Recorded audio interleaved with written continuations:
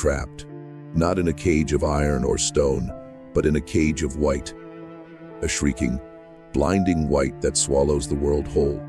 The wind doesn't howl here, it screams, a tormented wail that vibrates in the marrow of your bones.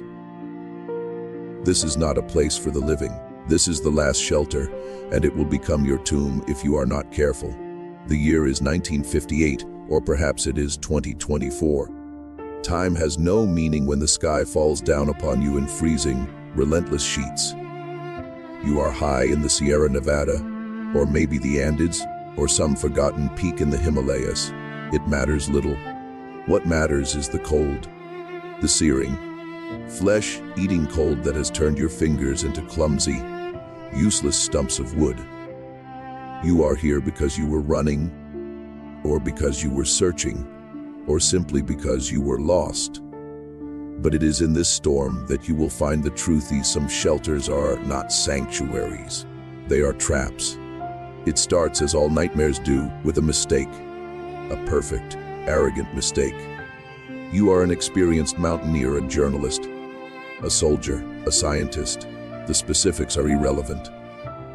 You looked at the sky that morning, a beautiful and pristine blue, and you saw no threat.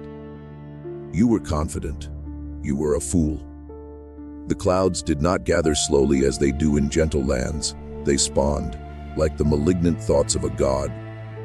In the span of a single hour, they boiled up from behind the peaks, dark and bulging with unspeakable weight, and the first drop of rain was as cold as a tear of ice. You remember laughing at the weather, a nervous laugh. You kept climbing, searching for the promised shelter, a way station, a landmark, a cave.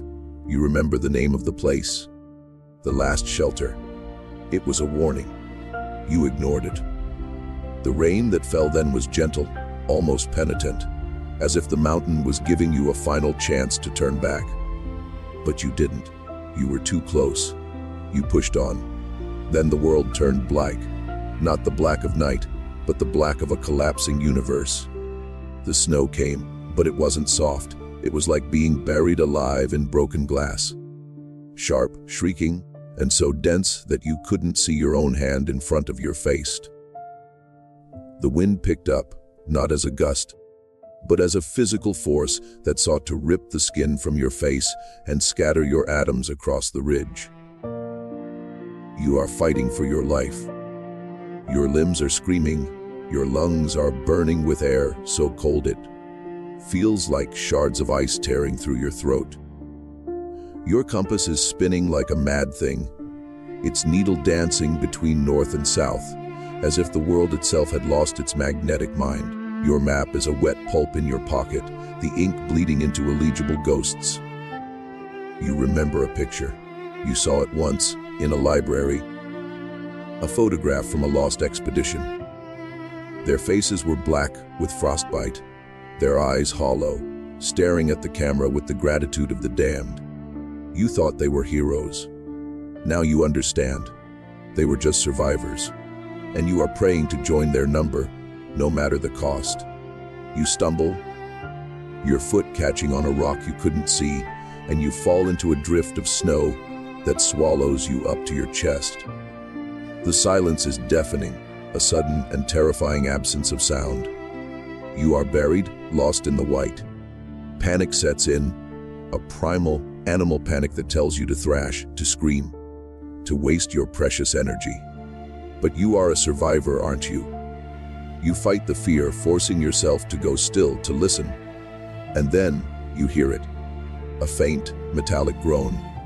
A sound that is utterly foreign to the wild, majestic horror of the mountain. You claw your way out of the snow, your fingers numb and bleeding, and you see it. A door. A heavy, iron door, bolted into the rock face, half buried in a cascade of ice. It looks ancient, a relic of a forgotten war, perhaps, or a secret scientific outpost. The paint is blistered and peeling, and you can see the rust eating into the metal like a disease. There are no markings, no signs, just the numbing promise of shelter. Your mind screams at you, "Trap! It's a trap!" But your body overrules you. Your body is freezing. Your body is dying. Your body craves the illusion of safety. You are a drowning man in a sea of snow. You don't ask for a lifeboat. You ask for anything that floats. So you reach out, your deadened fingers closing around the frozen metal handle. It is so cold it burns. A searing, excruciating pain that brings tears to your eyes. But you pull, the door groans, a deep, angry sound like the mountain's own voice. It resists, frozen shut. You throw your weight against it, again and again, a frantic, desperate dance with death. And then, with a final, shrieking protest, the seal breaks. The door swings inward, pulling you into the darkness. You fall forward, landing on a frozen floor of stone. The door slams shut behind you, cutting off the screaming wind. The silence that follows is the most profound you have ever known. It is the silence of a tomb. You are in darkness. A darkness so absolute, so complete, that it presses against your eyes like a physical weight. You can't see your hand, even when you bring it up to your face. You are blind. The only sound is your own ragged, heaving breath and the frantic pounding of your heart. You try to slow your breathing, to control the panic, but it is impossible. Your mind conjures horrors, shapes in the dark, whispering voices, the cold touch of unseen things. You remember a story you once heard. A story of a group of soldiers who took shelter in a cave during a blizzard, only to find it was a den of wolves. They were torn apart. You listen for the growls. You listen for the scrape of claws on stone. But you hear nothing. Only your own breathing. And then, another sound. A drip. Water falling from a great height, striking a stone floor. It echoes in the cavernous darkness, a sound that is both hopeful and terrifying. Water means life, but it also means a way in. It means the mountain is seeping in. You pat your pockets, your shaking hands clumsy. Your lighter. You find it, your fingers numb, and you flick it. The first few times, nothing. Just the cold, dead click of flint on steel. A sob of desperation escapes your lips. You flick it again harder, and the spark catches. A tiny flame blooms in the darkness, casting a weak, flickering halo of light. It is not a torch, but it is enough. It is enough to show you the horror of your surroundings. This is not a cave. This is a room, a constructed room. The walls are not of rock, but of rough, hewn stone mortared together. The floor is concrete. The ceiling is low, covered in a network of pipes and cables, all frozen and dead. There are remains of wooden crates, rotting and splintered, their contents long since turned to dust. And on the wall, right in front of you, are words, painted in faded, peeling red paint.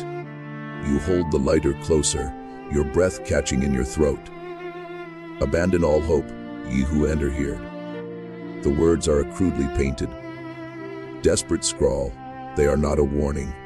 They are a confession. A final message left by someone who knew they would never escape.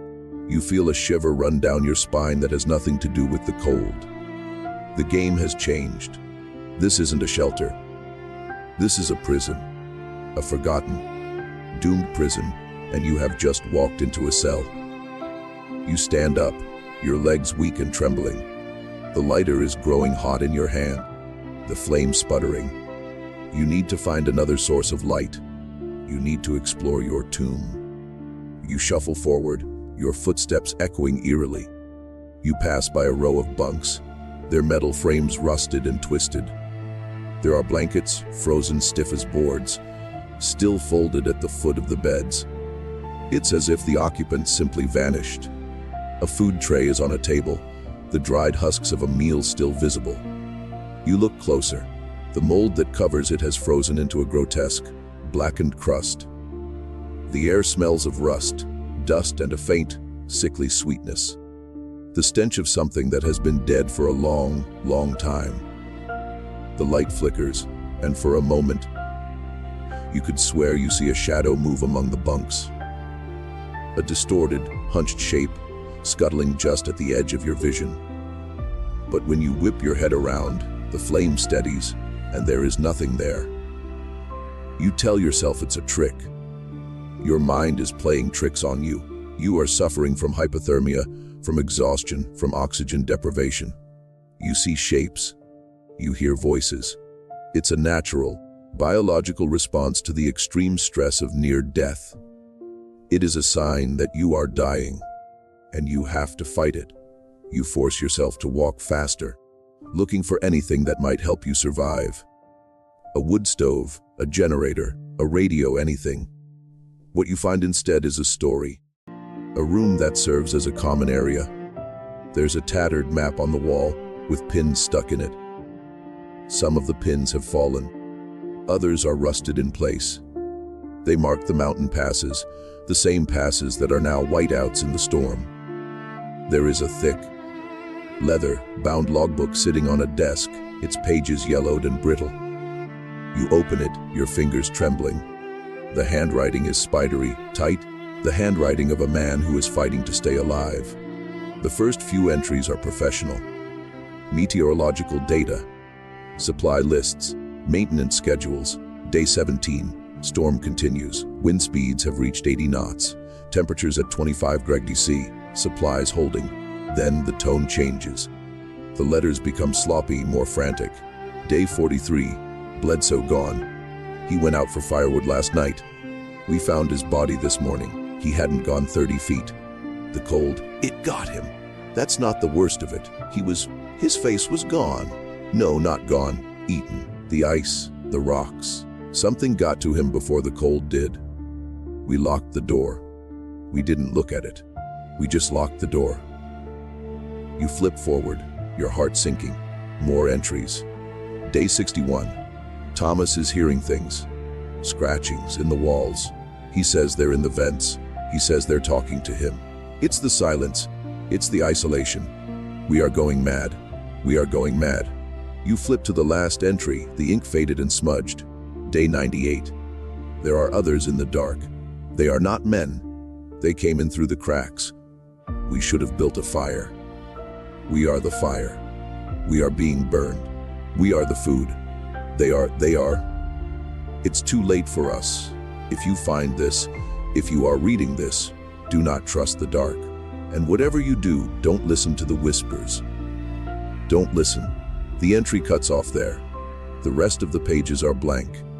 Or rather, they are covered in scratches. Not writing. Scratches. Long, ragged claw marks, as if something had been raking its fingers across the paper. Over and over. A desperate, terrified plea. You drop the logbook as if it had burned you. The flame on your lighter is sputtering, dying. You are in the dark now, surrounded by the spirits of the mad and the dead. The dripping sound is louder now. It seems to be coming from everywhere.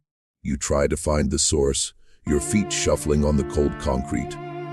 You walk into what must have been a small kitchen area. There is a stove. A heavy, cast iron stove. There is still a pile of coal in the corner, frozen into a solid lump by the cold. But you have a knife. You can chip it. You can make a fire. Hope, that insidious, stubborn thing, blossoms in your chest. If you can make a fire, you can melt water. You can warm up. You can survive. You kneel down, your frozen fingers struggling to chip at the coal. With the air so cold, the sparks from your knife aren't enough to melt it. You're working in the dark. You bang the metal together, harder, a frustrated, angry cry tearing from your lips, a sharp crack, a shower of sparks and the coal catches. It's a miracle. A tiny, flickering flame that grows into a beautiful, roaring fire. The light spreads out, washing the room in a warm, golden glow. You can see again. You can see the horrors the dark was hiding. You are not alone in the kitchen. Huddled in the corner, behind the coal bin, is a pile of bones. Human bones. A skeleton, curled into the fetal position. Its hands are clasped over its head, as if trying to shield itself from a blow. There are bones scattered around it, as if its flesh had been torn off, eaten off, and on its face, frozen into a permanent scream, is the expression of pure, unadulterated terror. You stare at it, your mind refusing to process it. The body has been dead for decades. The flesh is gone. Who or what could have survived in here to do that? The fire crackles and pops, and you feel a wave of heat. It is a beautiful, comforting feeling. But you can't shake the image of that skeleton. And you can't shake the feeling that you are being watched. The flame flutters for a second, and the shadows dance. You feel it again, that cold hand on your neck. Something is here. You whip your head around, staring into the dark corridors that branch off from the main room. The light from the fire can't reach them. They are abysses of inky, absolute blackness. You don't see anything, but you know it's there. It is moving. A whisper. It's a soft, hissing sound. Like wind through dry reeds. It seems to be coming from your right. Closer, it says. The voice is not human. It's a parody of a human voice. It sounds like a child, or an old woman, or perhaps a man, all speaking at once. Don't, you whisper back, your voice trembling. The whisper comes again, a little louder this time from your left. We can hear you. It is impossible. It's a trick of the mind. A hallucination born of the cold and the fear. You force yourself to focus on the fire. You are alive. You are warm. You are safe. You have a fire. You close your eyes, taking a deep breath, and you try to ignore the whispers. But they get louder. They get closer. They are everywhere. Then you hear a sound that makes your blood run cold. A scrape. A slow, dragging scrape, like something heavy being pulled across the concrete floor. It comes from the corridor behind you, from the very heart of the darkness. The whispers stop, but the scraping continues. It is getting closer. You can hear it now, a slow, wet, slithering sound, like a body being dragged through mud. Your primal instinct screams at you to run, but there's nowhere to go. You are trapped. You look at the fire, the only thing keeping you alive. You look at the door to the outside, the door that leads to the storm. You look at the dark corridor. The scraping continues, and you can feel something approaching. The flame of the fire flickers, and you see it. A shape, a half-lit, hunched silhouette in the opening of the corridor. It doesn't walk. It doesn't crawl. It writhers. It unfolds, as if made of liquid shadow, and it begins to move toward you. It is dragging something, a long, thin object. You realize it's a bone, a human femur. It's using it like a weapon. The creature, or whatever it is, freezes when it sees the fire. It seems to recoil from the light. Its head twists at an unnatural angle, regarding you with a deep, ancient malevolence.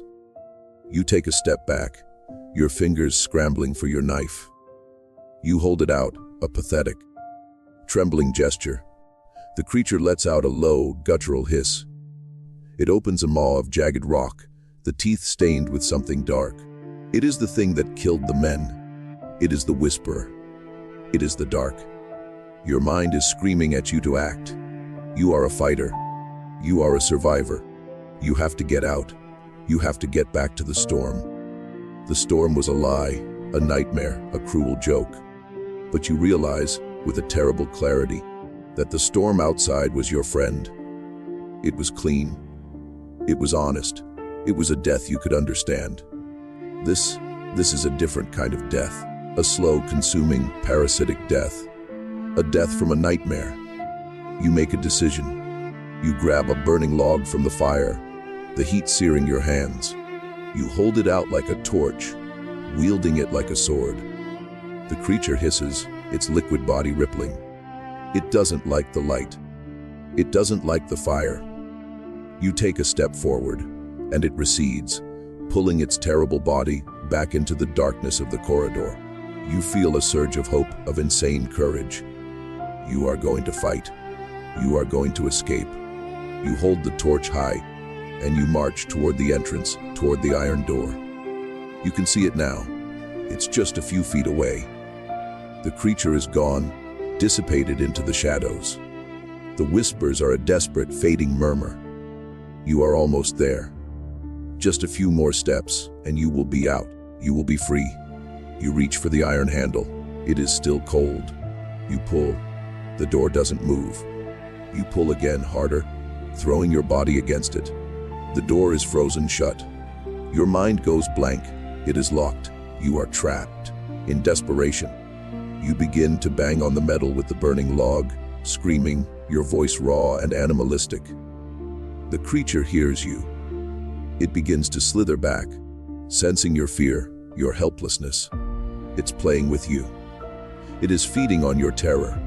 You fall back, your strength gone, your spirit broken. You drop the torch. The flame sputters and hisses on the cold ground. You are going to die here. You are going to be consumed by the thing that lives in the dark. A tear freezes on your cheek, and you wait for the end. But instead of the scraping, you hear something else, a deep, thunderous groan. The ground trembles beneath your feet. The mountain is groaning, shifting. An avalanche. The storm outside has grown so violent that the mountain itself is collapsing. You look up, and you see a crack forming in the ceiling, a spiderweb of fissures. The mountain is coming down. It is burying the shelter, burying the monster, burying you. The creature lets out a shriek, a sound of pure and utter frustration. It knows what's happening. It doesn't want to be buried. It wants to feed. But the mountain is indifferent. The avalanche is deafening. The world is shaking. And then 1,000 tons of snow and rock and ice come crashing down.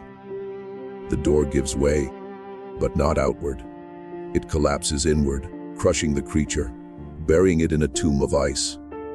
Then, a wave of snow and debris erupts through the opening, knocking you off your feet. You are buried.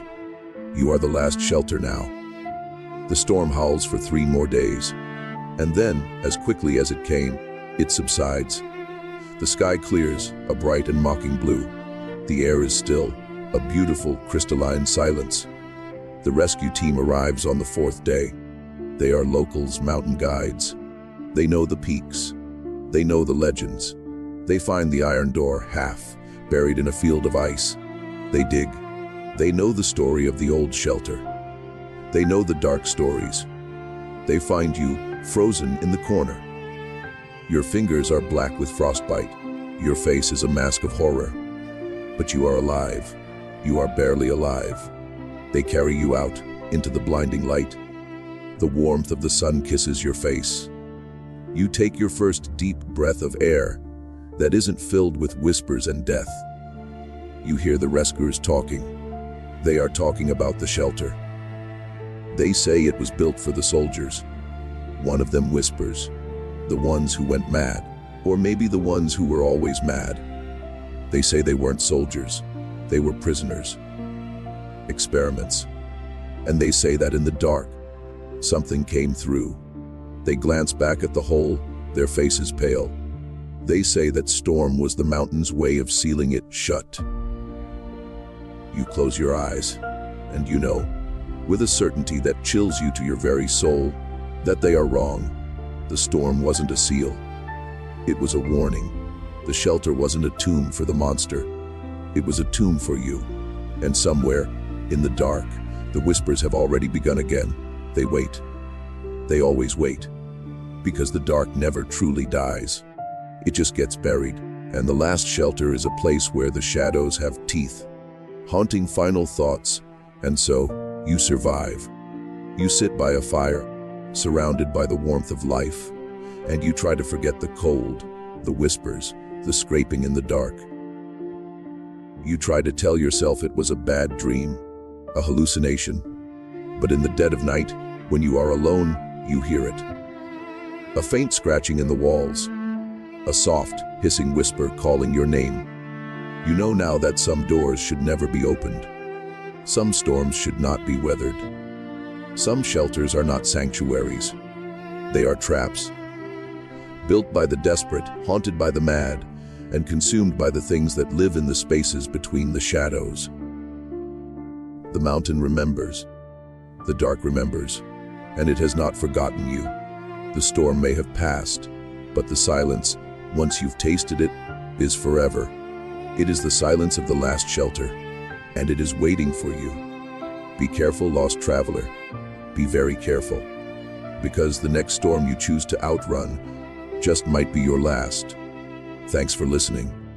If you enjoyed this story, don't forget to like, subscribe, and share.